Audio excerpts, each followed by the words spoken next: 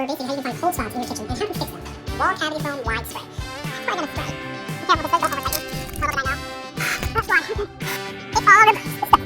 The corner is a little messy. I'm not gonna lie. So it did work for the most part.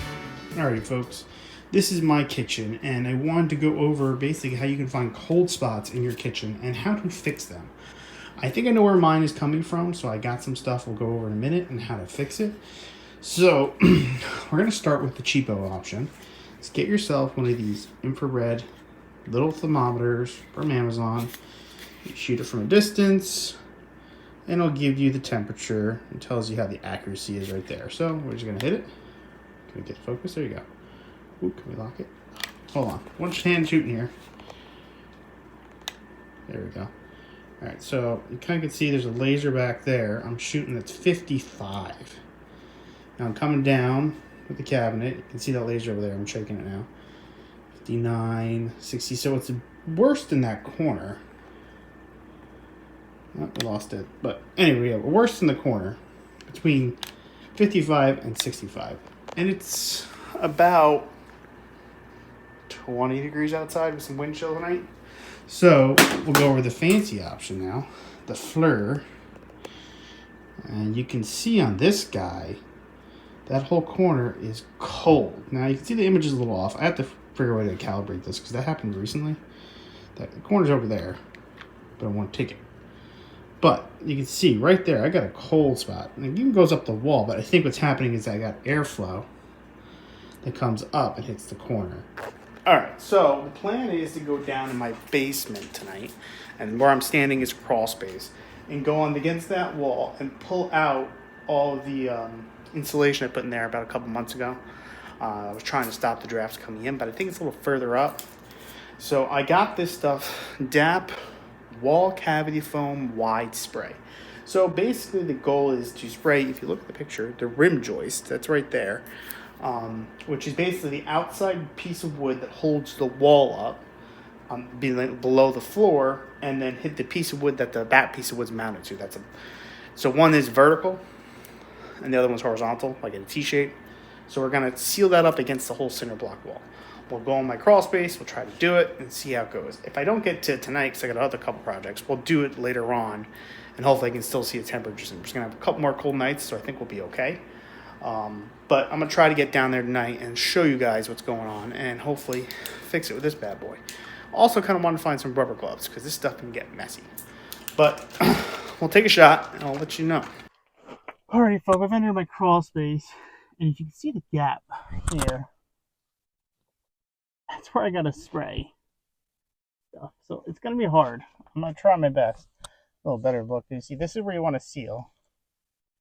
I can feel cold air coming through there. And then up there. Now, when I redid the subfloor, I probably should do a better job sealing this. But what I'm going to do is take all this stuff I put up there many, many months ago out. And then clear it all out, empty it out, spray it. And then if there's any gaps, we'll stuff stuff back up in there. And hopefully this seals it up. Not, I don't know what I'm going to do. I'm going to have to just get some big gap foam expanding. Just keep throwing it in there until it's sealed up, maybe. I don't know. But put you guys on the tripod and watch me go at it. Alright. Gotta be careful. This is my water line to my fridge. Not to damage that. I'm going to try to move it out of our way. Don't forget our camera stuff, because once I get back here, I'm kind of locked in. So what I'm actually going to do is start in this corner.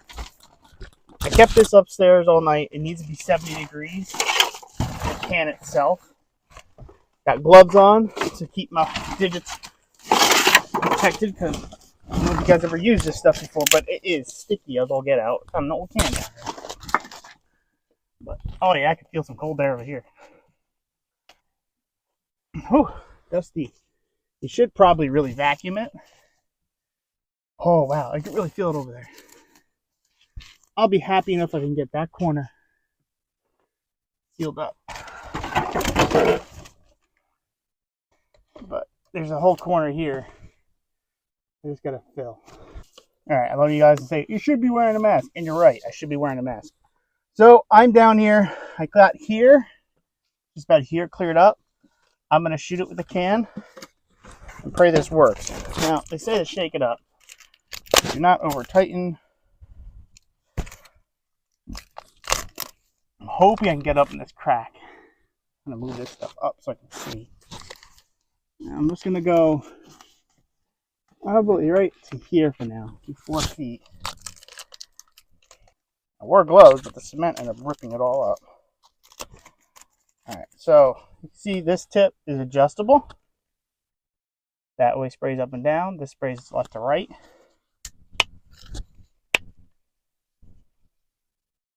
And I already cracked the tip. You gotta be careful what this says. Don't over tighten. Little did I know.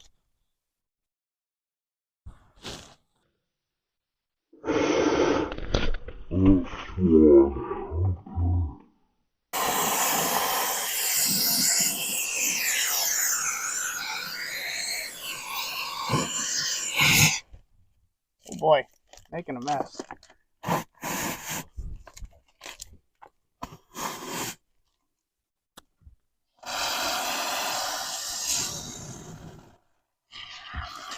Oh boy, I think I already KO'd this can.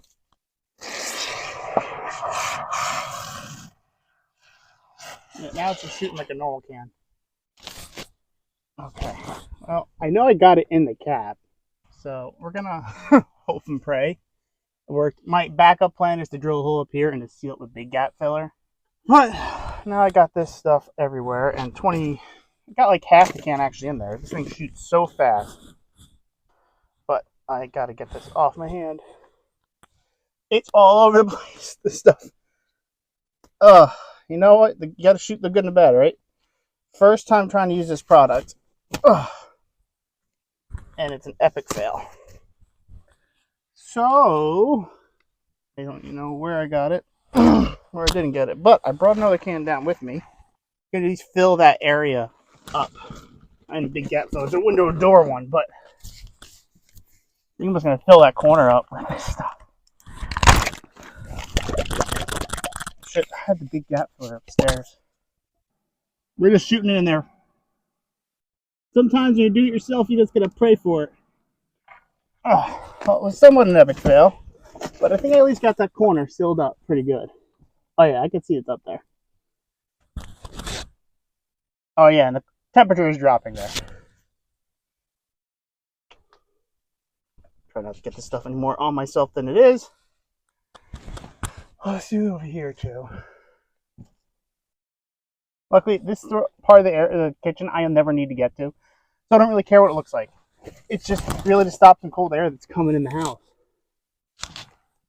It's actually drastically warmer already. Hopefully you can see it upstairs when I finish up this corner. I definitely will be drilling a hole of like big gap filler over there. It's not gonna move this, but I just want to get this part sealed up because this is where the most of the cold air is coming from. So, lesson learned. When I get another can of these, just take this off. I think the can is still good. Oh gosh, it's gonna be all over me. They said don't over tighten it. They're not kidding. I barely tightened that thing and it split. You saw it before, right down the back of it. So I'll go get another can to finish this area, and I can reuse the schnoozle tube to do this, which will bring you guys back for. This is a little debauchery, but it did work like wildly well. Just to show you guys, I did seal this up, which stops airflow from coming in. And this corner is a little messy, I'm not gonna lie, but I did get a good amount of that can up in there, and I filled it up with this stuff. I'm not gonna lie, when you're DIYing, sometimes you gotta improvise, guys. And that's what I did. I improvised. I don't know if I'm zooming my face like crazy right now. I might be. I can't see. But yeah, so I basically just shot a lot of stuff in there. That cold spot should be sealed. When you're in a tight crevice like this, it's best to use stuff like this. And I didn't use the big expanding one. I used this window and door one, because I didn't want to push anything around. And it's a little more dense, actually, believe it or not. It's not as airy. So it should fill that corner up.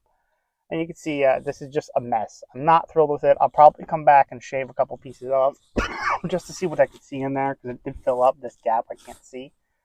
But if I see a temperature difference upstairs, I'm going to be fine with it. I also did do that little line. That's probably what I'm just going to do for the rest of this. and then put the insulation back up there. Up there, I couldn't get. I bet over there in the corner there was a gap in the sheathing or something, or in the beam. I don't know. My garage is also cold, so we're gonna let this settle for a little bit and then see how it is upstairs, and be done for a bit. I gotta get these sticky stuff off of me. So. Alrighty, folks. Well, it looks like we got a 5-degree upward swing on this project, so it did work for the most part. Up in the corner, it's a little darker blue, but that's from the garage side. So if you like what you saw or like me failing, hit the like button, subscribe, and we'll get to this other side later on.